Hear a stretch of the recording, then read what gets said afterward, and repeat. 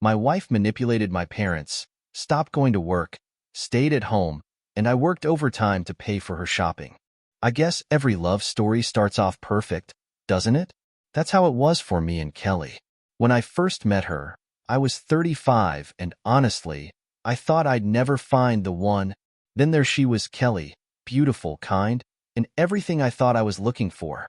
She was 31 and had this magnetic charm that made everyone around her light up. I was hooked almost immediately. When I introduced Kelly to my parents, Susan and Ron, she swept them off their feet just as easily. Mom couldn't stop gushing about how sweet Kelly was, and Dad? He acted like he'd found his long-lost daughter. She had this way of making people feel special, like they were the only ones in the room. It didn't take long before my parents started referring to her as their favorite daughter, which was weird since, well, I'm their only kid. Kelly and I got married within a year. Looking back, maybe that was the first red flag. How quickly everything happened. But at the time, it felt right. She moved in with me, and for the first few months, it was bliss. We'd stay up late talking about our dreams, cook dinner together, and plan for the future. I genuinely thought I'd hit the jackpot. Then things started to change. Kelly told me she wanted to quit her job. She worked as a marketing assistant, nothing fancy, but she said it was too stressful, and she wanted to focus on building a home for us. "I'll take care of everything, Tom," she promised me. "The house, the cooking, the cleaning. I just need some time to breathe." It sounded reasonable. I had a good job in IT, so I figured I could support us both for a while. Plus, who wouldn't want a partner who wanted to make their home a sanctuary? So, I agreed. Big mistake. At first, she made an effort. I'd come home to a clean house, dinner on the table, and a smiling wife who seemed genuinely happy. But within a few months, the facade started to crack. She stopped cooking as often, and the house started looking messy. When I asked her about it, she'd shrug and say, "I'm just tired today. I'll get to it tomorrow." Tomorrow never came. Instead, Kelly spent her days binge-watching TV shows, scrolling through Instagram, and ordering expensive stuff online. Packages would show up at our door daily. Clothes, makeup, gadgets, you name it. When I confronted her about the spending, she brushed me off. "It's just a few things, Tom. I deserve to treat myself after all the hard work I've done." Hard work? I didn't say anything at first because I didn't want to start a fight, but it was clear that her idea of hard work was vastly different from mine. Meanwhile, our credit card bills were piling up, and I was starting to feel the strain. I'd come home exhausted after a 10-hour workday, only to find Kelly lounging on the couch, wine glass in hand, surrounded by unopened Amazon boxes. The worst part? My parents were still completely under her spell. Every time we visited them, Kelly would turn on the charm full blast. She'd compliment Mom's cooking, laugh at Dad's corny jokes, and make herself seem like the perfect wife. They adored her and didn't believe a word when I tried to express my frustrations. "You're just stressed from work, Tom," Mom would say. "Kelly is wonderful. You're lucky to have her." It was maddening. Then came the turning point, or maybe just the moment when I finally started to see things clearly. One evening, I came home earlier than usual. Kelly didn't hear me come in, and as I walked into the living room, I found her on the phone. She was laughing, but it wasn't her usual carefree laugh. It sounded calculated. "I've got him wrapped around my finger," she said, twirling a strand of her hair. "Tom? Oh, please. He's too clueless to realize what's going on. I just have to keep playing the perfect wife when we're around his parents, and they'll never let him leave me. They love me too much." I froze. My heart dropped into my stomach. I felt like I was going to be sick. Kelly didn't notice me standing there until I cleared my throat. The look on her face when she saw me was priceless, pure shock. But she recovered quickly, putting on her best innocent act. "Tom, you're home early. I was just talking to Emma about her wedding plans." "Emma?" That's her best friend, someone I'd met only a couple of times. I didn't buy it for a second. "Who's clueless, Kelly?" I asked, crossing my arms. Her face turned pale, but she still tried to lie her way out of it. "I was just joking, Tom. You know how Emma and I joke about things like that." It was the most unconvincing lie I'd ever heard, and for the first time, I saw her for who she really was, a manipulative, selfish woman who'd been playing me from the start. That night, I didn't sleep. I lay in bed staring at the ceiling, replaying everything in my mind. Every little lie, every manipulative comment, every time she convinced me to ignore my gut instincts. It all added up. I realized that Kelly wasn't just lazy or selfish, she was toxic. And I had let her take over my life. But what could I do? She had my parents wrapped around her finger, and I knew if I tried to confront her or even suggest a separation, she'd find a way to turn them against me. I felt trapped, like I was stuck in a nightmare I couldn't wake up from. Little did I know, things were about to get a whole lot worse. I thought things couldn't get worse after I overheard Kelly's phone call, but I was wrong. It was just the tip of the iceberg. Over the next few months, Kelly's manipulative streak went into overdrive, and somehow, she managed to drag my parents even deeper into her web. It started small, like everything with Kelly. She had a way of planting seeds of doubt in people's minds, twisting situations just enough to make herself look innocent. For instance, one Saturday morning, I came downstairs to find the kitchen a complete mess. Dirty dishes piled in the sink, crumbs all over the counter, an empty pizza box on the table. It looked like a frat house after a party. "Kelly," I called out, trying to keep my voice calm. "Can we talk about this?" She came downstairs in one of her expensive silk robes, yawning dramatically. "About what?" "The kitchen," I said, gesturing around. "This is ridiculous. I'm working overtime just to keep us afloat, and the least you could do is clean up after yourself." Her eyes narrowed, and I could tell she was gearing up for a fight. "I've been busy, Tom," she snapped. "Do you think I just sit around all day? I'm exhausted." "From what?" I couldn't help myself. "Shopping online?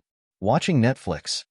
Her face turned red, and I thought she might actually throw something at me. Instead, she stormed out of the kitchen, slamming the door to our bedroom. A few hours later, my mom called. "Tom," she started, her voice dripping with disappointment. "What's this I hear about you yelling at Kelly this morning?" I felt my stomach drop. "Wait, what?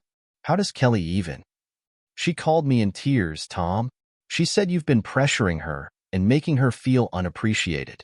You know she's been through so much lately." Unappreciated? The woman had maxed out 2 of our credit cards and hadn't cleaned a single room in weeks. I tried to explain my side of the story, but Mom wasn't having it. "Tom, marriage is about understanding. You need to be more patient with Kelly.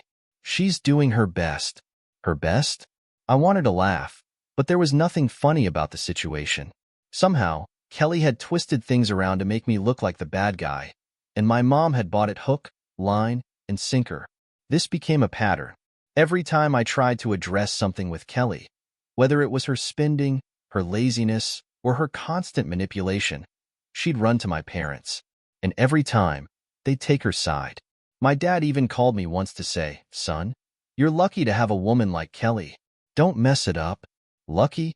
I felt like I was living in an alternate reality. The spinning got worse, too. Kelly had discovered a new hobby, redecorating. She claimed the house didn't feel like home and needed a complete overhaul. Without consulting me, she hired an interior designer named Vanessa, who turned out to be just as over-the-top as Kelly.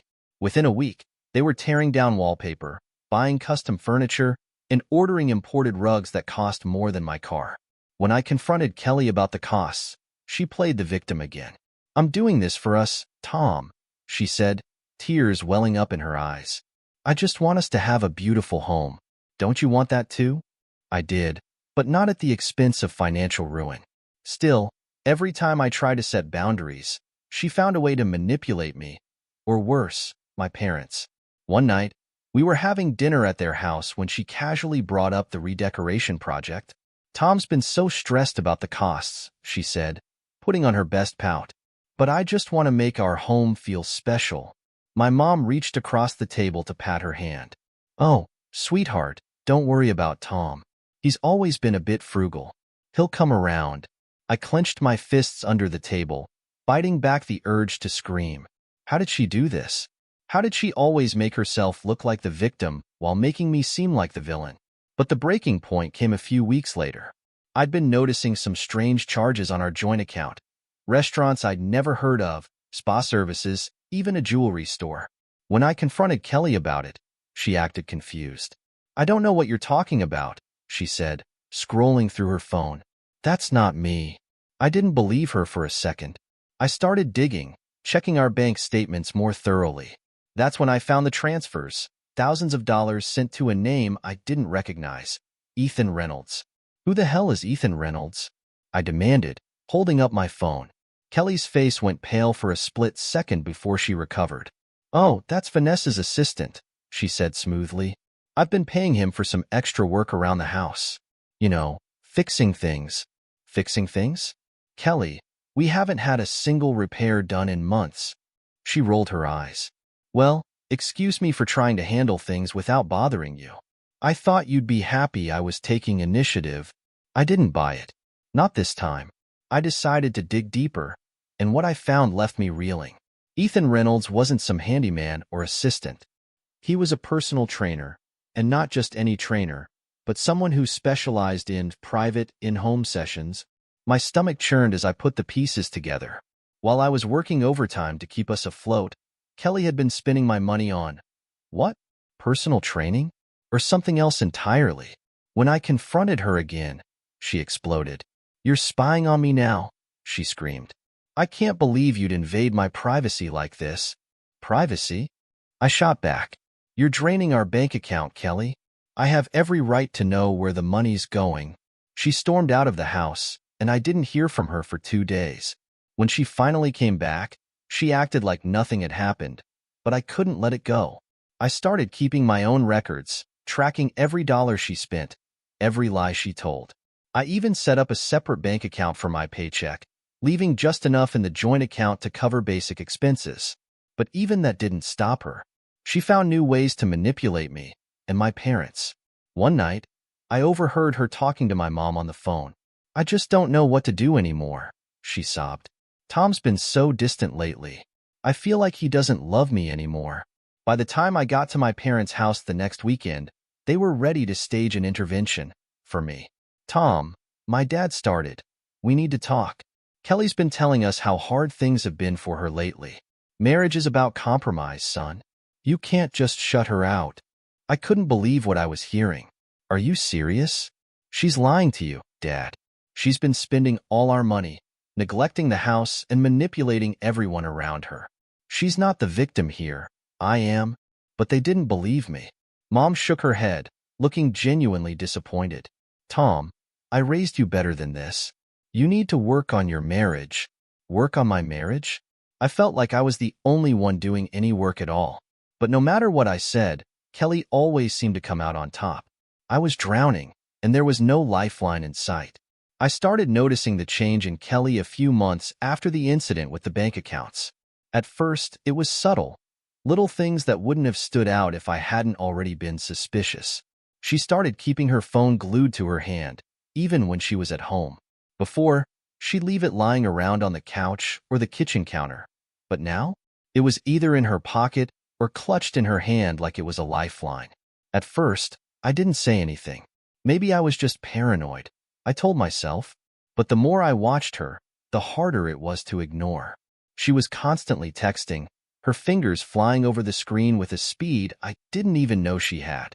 And the way she'd smile at her phone, like she was sharing some private joke with someone else, it made my stomach turn.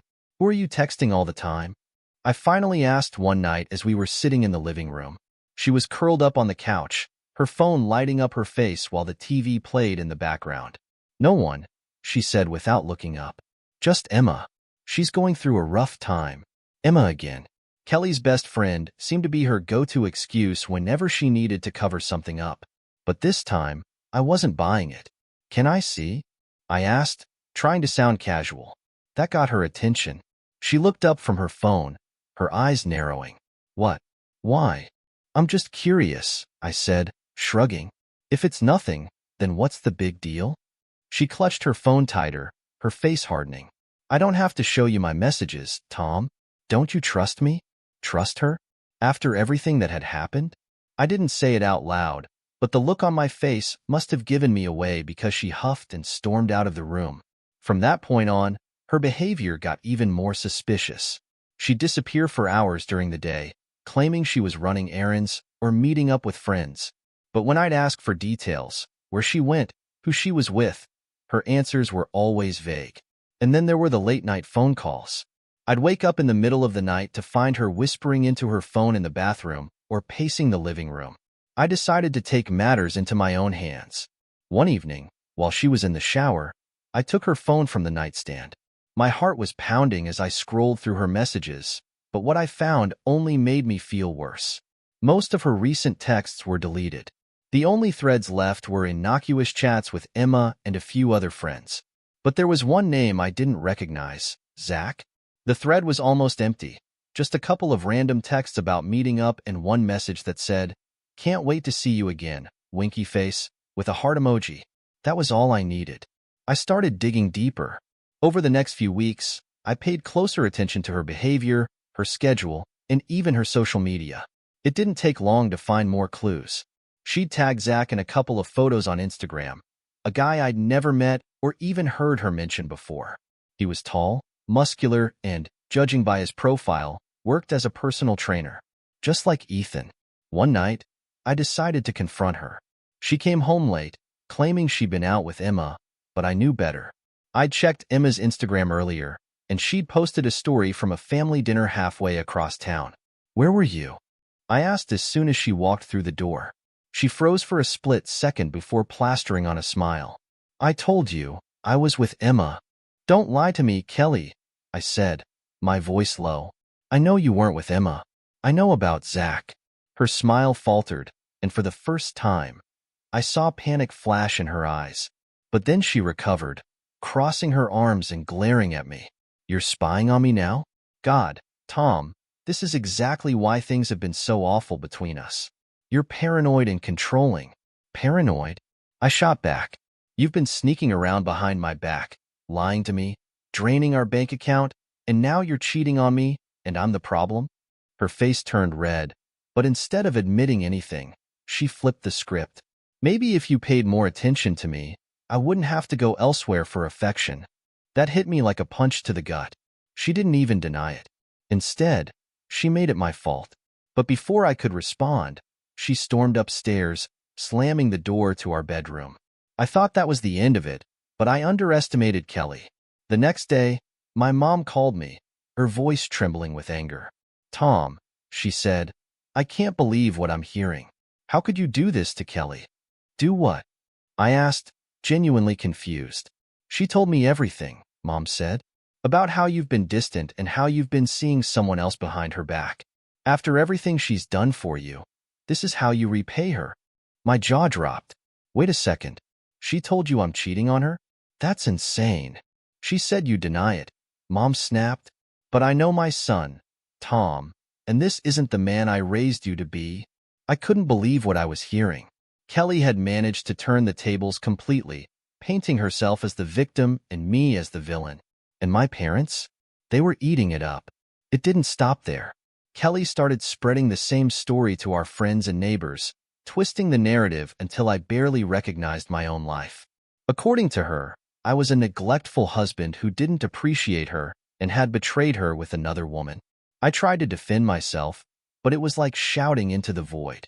No one believed me, not my parents, not our friends, not even my coworkers, who'd started giving me weird looks at the office. I felt completely alone, trapped in a web of lies that Kelly had spun so expertly. And Zach? He was nowhere to be found. Kelly must have warned him because his social media accounts went dark, and I couldn't find any trace of him. The worst part was the way my parents looked at me. The disappointment in their eyes, the way they took Kelly's side without question. It broke something inside me. I'd always been close to them, but now it felt like they didn't even know me. Or worse, like they didn't want to. I knew I couldn't go on like this. Kelly had taken everything from me. My money, my reputation, my peace of mind. And now, she was trying to take my family too. I didn't know how to fight back, but one thing was clear. I couldn't let her win. It didn't take long for me to realize there was no saving my marriage. Kelly had turned everything into a battlefield, and I was the enemy. After months of lies, manipulation, and outright humiliation, I decided enough was enough. I filed for divorce. Breaking the news to Kelly was surprisingly anticlimactic. She didn't cry, yell, or even try to fight it. Instead, she shrugged and said, "If that's what you want, Tom." Her reaction confirmed what I'd suspected for a while. She'd already moved on emotionally, and as I would soon find out, physically as well. The divorce process was a nightmare. Kelly weaponized every interaction, dragging things out as much as possible. She contested everything: property division, spousal support, even the furniture. She insisted she deserved the house, claiming she had put her heart and soul into decorating it. The same house I'd been paying for, mind you. "I've made this place a home, Tom," she argued during one of our mediation sessions. "I shouldn't have to leave just because you're giving up on our marriage." Giving up? I shot back.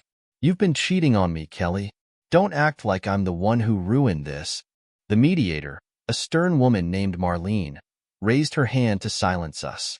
"Let's keep this civil," she said, though the exhaustion in her voice made it clear she didn't believe that was possible. As the weeks dragged on, Kelly's true colors continued to show. She demanded an outrageous amount of alimony, claiming she needed it to maintain her lifestyle. When I refused, she threatened to take me to court, knowing full well I couldn't afford a prolonged legal battle. In the end, I agreed to a settlement just to get it over with. She got the house, most of the furniture, and a chunk of my savings. I walked away with my dignity, what little of it I had left, and a crappy one-bedroom apartment on the other side of town. But the worst was yet to come. 2 months after the divorce was finalized, I heard through the grapevine that Kelly had gotten married. To Zach, the man she'd been cheating on me with. I thought I'd reached the limit of how much she could hurt me, but this felt like a slap in the face. She hadn't even bothered to wait. It was as if our marriage had been nothing more than a stepping stone for her. I wouldn't have known the details if it weren't for my parents. They called me one evening, and as soon as I picked up, I could tell something was off. Mom's voice was unusually chipper, but there was a forced edge to it. "Tom, honey, we wanted to talk to you about something," she began. "What is it?" I asked, already bracing myself. "Well, Kelly invited us to her wedding," she said, hesitating, "and we think it's important to go." I couldn't believe what I was hearing. "You're joking, right? Tell me you're joking." "Tom, she's family," Dad chimed in. "We can't just cut her off because things didn't work out between you two." "Family?" I repeated, my voice rising. "She's not family anymore. She cheated on me, lied to me, and manipulated both of you into taking her side. And now you're going to her wedding? To the guy she cheated on me with?" Mom sighed, and I could practically see her shaking her head. "Tom, we don't want to take sides." "You already have," I shouted. "By supporting her, you're choosing her over me. Your own son." "Tom, please don't make this harder than it has to be," Dad said. "Kelly has always been good to us. We can't just turn our backs on her." That was the moment something inside me snapped. "You know what? Go to her wedding. Celebrate her new life with Zach. But don't expect me to be part of your life anymore." "Tom," Mom started, but I hung up before she could finish. That night, I felt a mix of anger, betrayal, and deep, crushing sadness. My parents had always been my rock, the people I could count on no matter what. But now, it felt like I didn't even know them. How could they support someone who had done so much damage to me? How could they choose Kelly over their own son? The next day, I wrote them a letter. It was short and to the point. "I can't continue to have a relationship with people who support someone who has caused me so much pain. If you ever decide to see things from my perspective, you know where to find me." Then I blocked their numbers and deleted them from my social media. Cutting ties with my parents was one of the hardest things I've ever done, but it was also necessary. I couldn't keep living in a world where they sided with Kelly, where my feelings didn't matter. It hurt like hell, but for the first time in months, I felt a sliver of control over my life.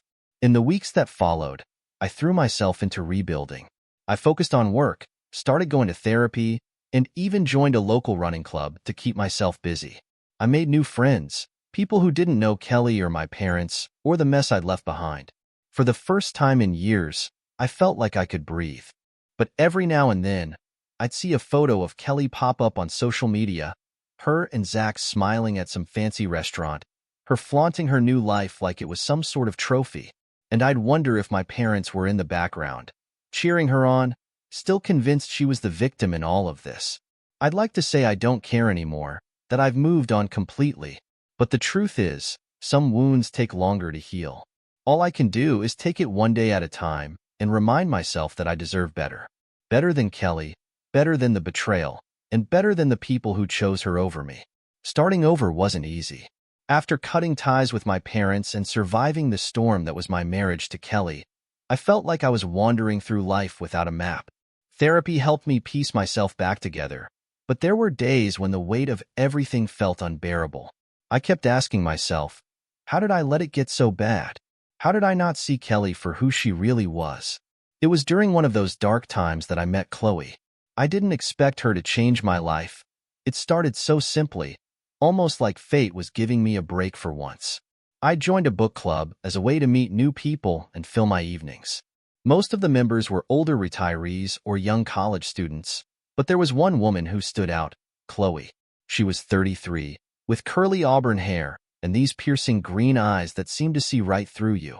She was smart, funny, and had a kindness about her that I hadn't experienced in a long time. At first, I was hesitant to let anyone get close to me. After everything with Kelly, trust felt like a fragile, dangerous thing. But Chloe wasn't pushy or demanding. She just showed up. Week after week, we'd talk about books, life, and everything in between. Slowly, I found myself looking forward to those meetings, and eventually, to her. One evening, after the club had wrapped up, Chloe asked if I wanted to grab a coffee. My gut reaction was to say no. I wasn't ready for anything beyond casual friendship. But there was something in the way she smiled, like she understood the walls I'd built around myself and wasn't afraid of them. Sure, I said, surprising myself. Over coffee, I learned more about her. Chloe was an elementary school teacher, someone who genuinely loved her job. She'd been through her own rough patch, a long-term relationship that ended when her ex decided he wasn't ready for marriage. She spoke about it with a mix of sadness and acceptance, and I admired her honesty. You don't have to talk about it if you don't want to, she said, after I mentioned my divorce in passing. No, it's fine, I replied, though the words felt heavy. It's just complicated. She didn't press me for details, which was a relief. Instead, she listened, offering quiet support without judgment. It was the first time in years that I felt truly seen. We started spending more time together after that. Coffee turned into dinners, and dinners turned into weekend hikes. Chloe had this way of making even the simplest things feel meaningful. With her, there was no drama, no manipulation, just honesty and warmth. She didn't try to fix me or rush me into anything. She just let me be myself, flaws and all. As our relationship deepened, I began to trust again. Chloe helped me see that not everyone was out to hurt me, that love didn't have to be a battlefield. She encouraged me to focus on what made me happy, whether it was taking up running again or exploring new hobbies. She even helped me redecorate my tiny apartment, turning it into a space that felt like home. But as things with Chloe got better, my parents started trying to worm their way back into my life. It started with small gestures, a birthday card in the mail, a text from my mom asking how I was doing. I ignored them at first, too hurt to even consider reconciliation. But then they showed up at my apartment unannounced. Tom, my mom said when I opened the door, her eyes brimming with tears. We miss you. I stood there, stunned. Behind her, my dad looked uncomfortable but determined. It was the first time I'd seen them since the fallout with Kelly, and all the old emotions came rushing back. Anger, betrayal, sadness. What are you doing here? I asked, keeping my voice as steady as I could. We want to make things right, Dad said. We realize now that we should have been there for you. We were wrong to take Kelly's side. The words sounded sincere, but I couldn't ignore the years of pain they'd caused me. You didn't just take her side, I said. You chose her over me, over and over again. And now you want to pretend like it didn't happen. Mom started crying, and for a moment, I felt a pang of guilt. But then I remembered the way they'd looked at me when they believed Kelly's lies, the way they'd supported her even after everything she'd done. I need time, I said finally. I can't just forget what happened. They left, but the encounter stayed with me. I told Chloe about it later, and she didn't try to sway me one way or the other. It's your decision, she said gently. Whatever you decide, I'll support you. As Chloe and I grew closer, the thought of marriage started to feel less like a pipe dream and more like a possibility. I wanted to do it right this time. No rushing, no ignoring red flags. When I proposed to her a year later, it was with the full certainty that she was the person I wanted to spend my life with. Planning the wedding was a whirlwind, but there was one decision I didn't waver on. I didn't invite my parents. They tried to reach out again when they heard about the engagement, sending long emails and even showing up at Chloe's school once, hoping to catch her. But I held my ground. Your parents are persistent, Chloe joked one evening as we went over the guest list. They've had practice, I said, though the situation wasn't funny to me. But this day isn't about them. It's about us. The wedding was small and intimate, just close friends and a few of Chloe's family members. Standing at the altar, looking into her eyes, I felt a sense of peace I hadn't known in years. For the first time, I wasn't carrying the weight of the past. I was free. After the ceremony, as we danced under a canopy of twinkling lights, I realized just how far I'd come. My life with Kelly felt like a distant memory, something that had happened to someone else. And my parents? I still hadn't decided if I'd ever let them back in, but for now, I was content to leave that door closed. Chloe was my future, my partner, my home.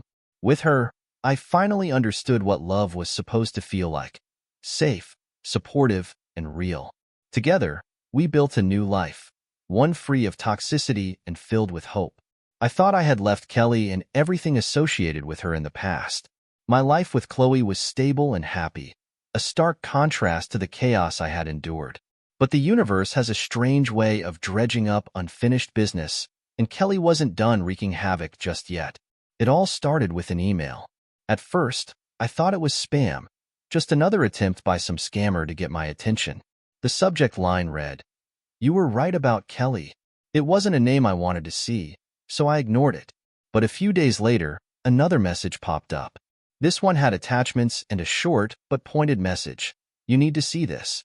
I'm sorry for everything she put you through." The sender's name was Zach. My first reaction was disbelief. Zach? The same Zach Kelly had left me for? What could he possibly have to say to me? Against my better judgment, I opened the email. The attachments included bank statements, text message screenshots, and a long explanation of everything Kelly had done to him. It was like déjà vu, except worse. This time, she hadn't just manipulated her way into a cushy life. She had completely drained Zach of everything he had. The bank statements showed massive withdrawals and extravagant purchases, designer clothes, luxury vacations, even a new car. The messages painted an even darker picture. In them, Kelly bragged to her friends about how she was teaching Zach a lesson and milking him for all he's worth. It was the same playbook she had used on me, but this time, she had refined her tactics. One screenshot, in particular, stood out. It was a text Kelly had sent to someone named Nicole. "Zach is such an idiot. He actually thinks I love him. Once the money runs out, I'm out too. Maybe I'll go back to Tom. He was boring, but at least he had a steady paycheck." I felt a mix of rage and vindication. She hadn't changed at all. If anything, she'd gotten worse. But why was Zach reaching out to me? I didn't have to wait long for an answer. A few days after the email, he called me. I didn't recognize the number and almost let it go to voicemail, but curiosity got the better of me. "Tom," he said, his voice cautious. "It's Zach." I didn't say anything at first, unsure of how to respond. Finally, I managed. "What do you want?" "Look, I know I'm the last person you want to hear from," he said quickly, "but I needed to talk to you. I didn't understand what you went through with Kelly until it happened to me. She ruined me, Tom. And she's still trying to play the victim." Part of me wanted to hang up. I didn't owe Zach anything, especially not sympathy. But there was something in his voice, desperation. Maybe that made me listen. "She's trying to spin the story to your parents," he continued, "telling them I was abusive, that I spent all her money. But I have proof, Tom, and I thought you should see it." I agreed to meet him, though I wasn't sure why. Maybe I wanted closure. Maybe I just wanted to see how far Kelly had fallen.